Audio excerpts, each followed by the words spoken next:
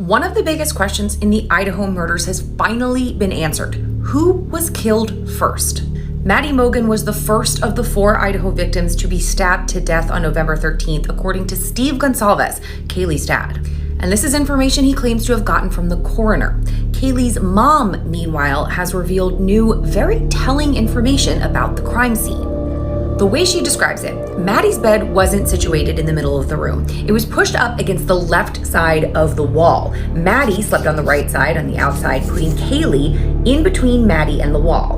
Now, picturing that, Maddie would have been the first person the killer had access to when they entered the room over here. And the knife sheath was dropped to the right of Maddie's body, indicating to me that the killer drew the knife for the first time there.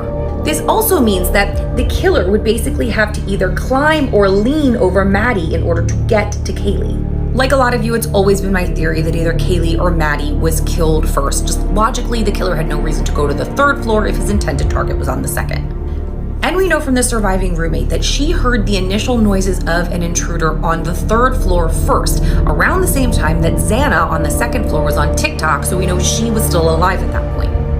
Now, just because Maddie was killed first does not necessarily mean that she was the intended target, but this does really strengthen the case for that argument. Kaylee's mom believes that the killer didn't expect Kaylee and Maddie to be in bed together and that he only had one intended victim, but that his plan just went off the rails when he got inside.